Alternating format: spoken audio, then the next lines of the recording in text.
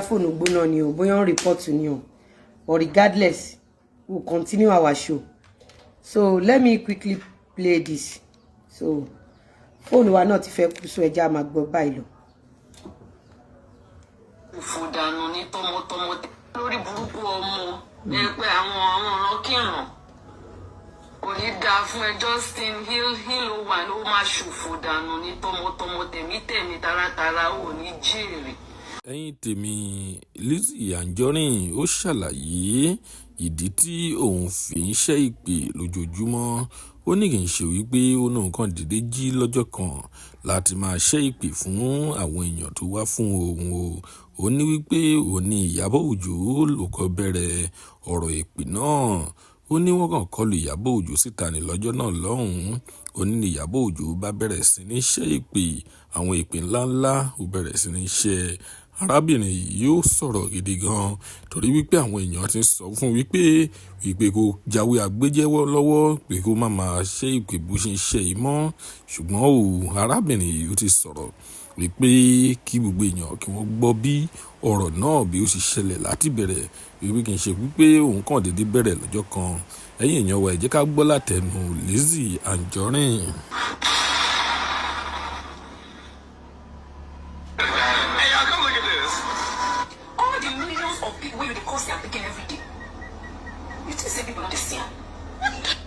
Ṣé ńgbà tí Ìyábọ̀ Òjó ṣépè fáwọn ọmọ ọlọ́mọ àtẹ̀bí àtàrà wọn, ṣé Lizzy Anjorin dá sí?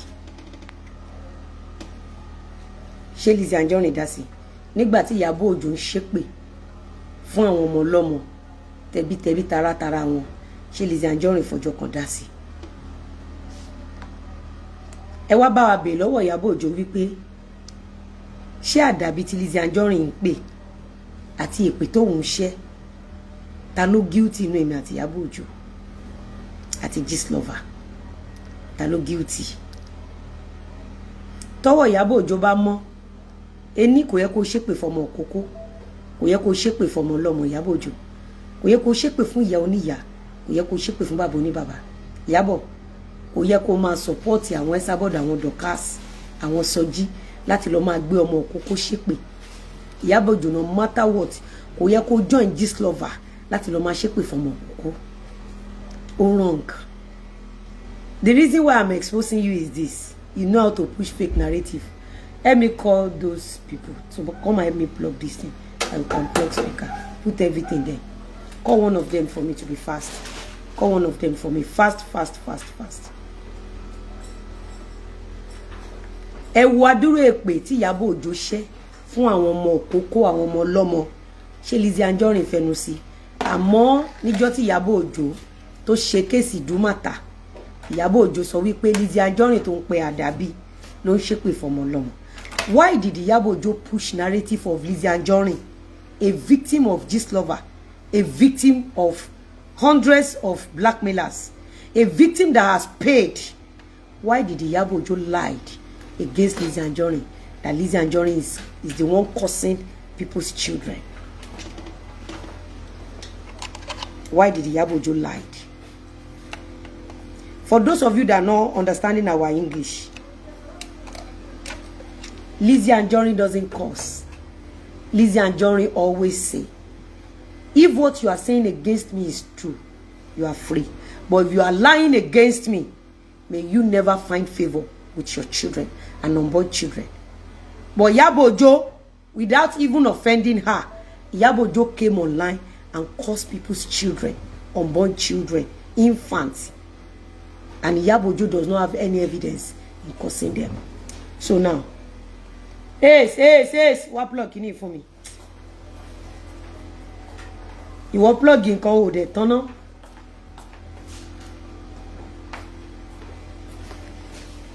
Àwọn ẹrù tó wà nínú mọ́tò kan jẹ́ everything bọ́lẹ̀. Bag mélòó ló wà nínú mọ́tò? Bag àwọn olótú wà ńbẹ̀. Mélòó? No. Ẹ lọ papọ̀ sínú báàgì kan náà. Gbogbo tọ̀dọ̀ yẹn papọ̀ sí. Ẹ sọ fún àwọn náà pé báàgì kan ni mo lágbára àti fún wọn. Because mo fẹ́ kó ẹrù. Ẹ sọ fún wọn. Kò sáyé àkólé ilé à ń kó lọ. Àyè òṣìṣẹ́ mo fẹ́ kó ẹrù, mo fẹ́ kó aṣọ. ẹ fún mi ní charger, ẹ fún mi ní extra charger.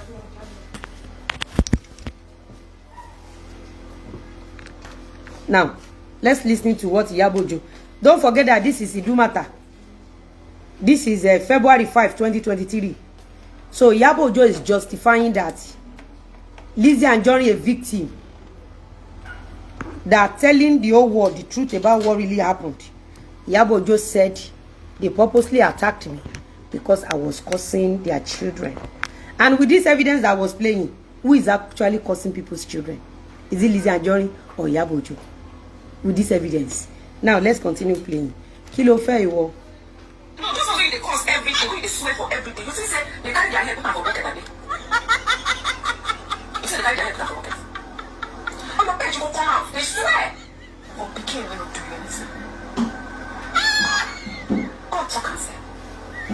He said, ṣé Iyabo Ojo kọjá yìí àbí kò kọjá yìí?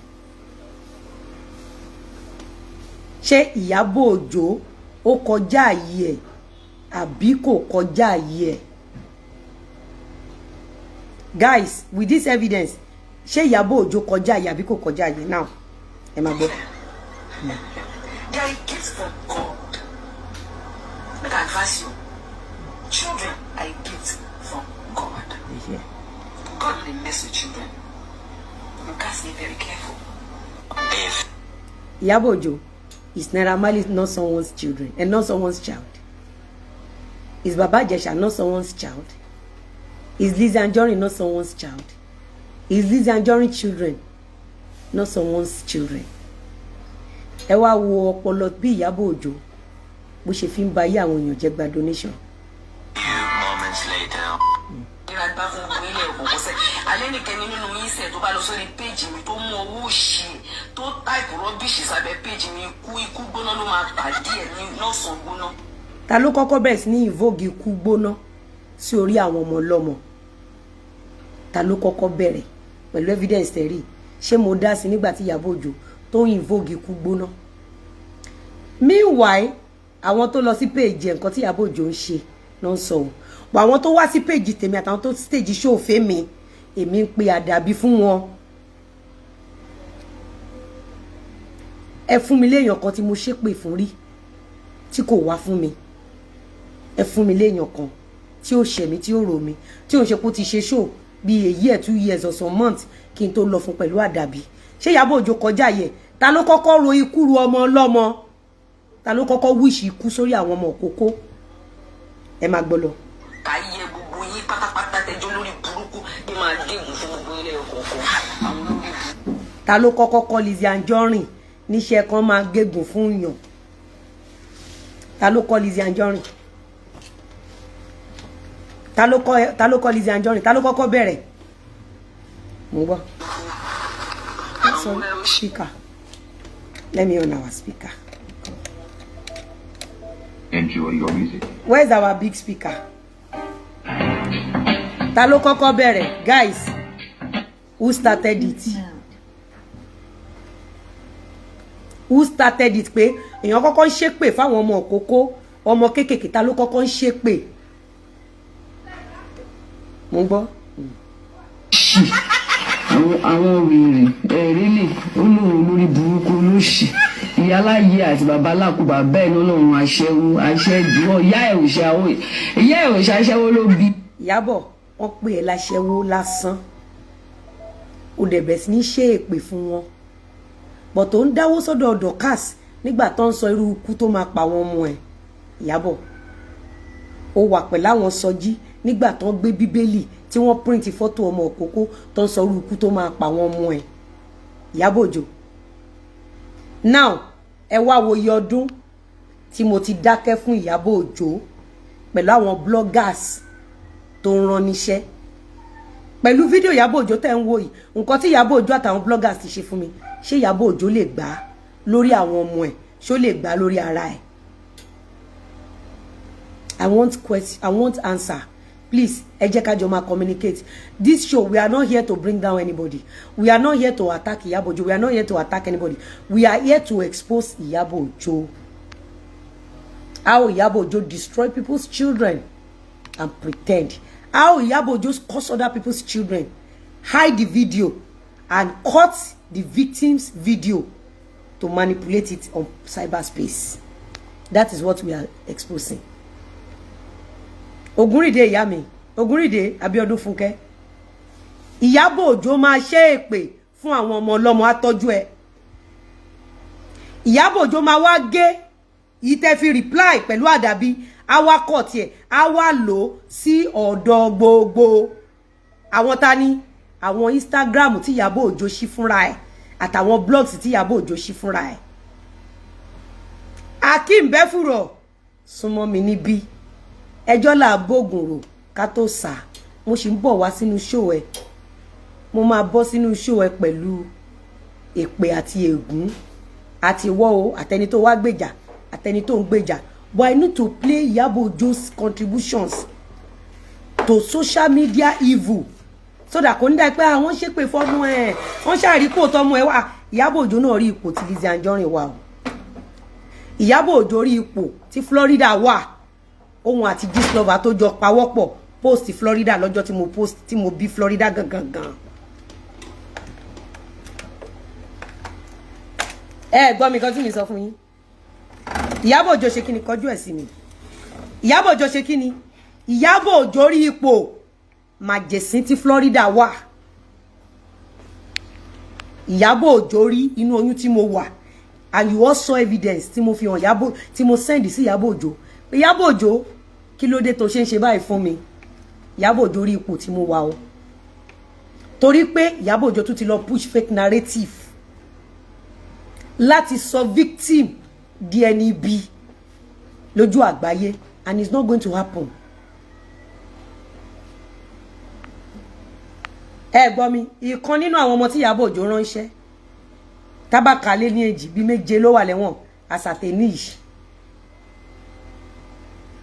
bí méje ló wà lẹ́wọ̀n tábàkà ti recent wọn mo jẹ́ méje tó wà lẹ́wọ̀n. Ẹ jẹ́ kí ṣẹ́rí gbogbo yín tẹ̀ ń comment yẹn ẹ rò pé mo gọ̀ bí tẹ̀yìn olórí burúkú tẹ̀ ń gba donation ẹ̀yin lẹ máa sọ fún mi ṣé ò tí máa ṣe ẹ̀yin lẹ máa sọ fún mi tí ò bá sí Ìyábọ̀ Òjó àti Gistlover tó ń subject innocent people ṣerú Akeem Befuro lè bu wa ni gbogbo àwọn olórí burúkú ọmọ tẹ́ kó sí TikTok àti Facebook àti Instagram tí ò bá sí Ìyábọ̀ Òjó tó ń subject innocent people nítorí donation ṣáwọn ọmọ yẹn lè bu wa ni ṣáwọn ọmọ yẹn bu wa lánàá ṣán bu wa ń jẹta ṣé Ìyábọ̀ Òjó nìkan ló wà láyé ṣé Ìyábọ̀ Òjó oríire wo Ìyábọ̀ Òjó gbé ilẹ̀ tó ń ṣe àbí Ìyábọ̀ Òjó ń ṣe orí burúkú ó ń fi orí aláìṣẹ̀ gba donation ṣé Ìyábọ̀ Òjó tí ò bá sí pé Ìyábọ̀ Òjó ń ṣe orí burúkú ó ń fi orí aláìṣẹ̀ ó fi ń gba donation ẹ bá mi bèrè pé ṣé Ìyábọ̀ Òjó nìkan ló wà láyé kò yẹ yín nǹkan tí mi sọ àìmọye nǹkan tí Lizzy ti ṣe níbí gbogbo yín tẹ̀ ń wò mí yìí àìmọye celebrity tó ti ṣe nǹkan ọjọ́ tí Davido tí Chioma lóyún ṣó lọ fi bú anybody Chioma bíbejì ṣó fi bú anybody Chioma àti Davido wọ́n ṣègbéyàwó ǹjẹ́ ẹ rí bó lórí burúkú Ìyábọ̀ Òjó tó máa mọ sàrí àwọn ọmọ ẹ̀ á wá fi orí burúkú títí ẹ̀ á máa fi bà àwọn èèyàn láyé jẹ́ nítorí wípé ó fẹ́ gba donation tí ò bá sí Ìyábọ̀ Òjó celebrity wo ló fẹ́ go through bully mo ní tí ò bá sí Ìyábọ̀ Òjó celebrity wo ló máa go through bully ṣé Ìyábọ̀ Òjó gangan lè go through bully yìí orúkọ ta ni wọ́n dá ní Dùmàtà orúkọ ta ni wọ́n dá ní Dùmàtà orúkọ ta ni wọ́n dá nínú kéèsì Mohbad orúkọ ta ni wọ́n dá nínú kéèsì Ìjẹ̀ṣà orúkọ ta ni wọ́n dá nínú kéèsì Lizzy Anjorin ẹ lọ wò ó dáadáa orúkọ ta ni wọ́n dá nínú kéèsì Baba Suwe ẹ lọ wò ó dáadáa ẹ lọ wò ó dáadáa ẹ lọ wò ó so ẹ já gbọ́ díẹ̀ sí.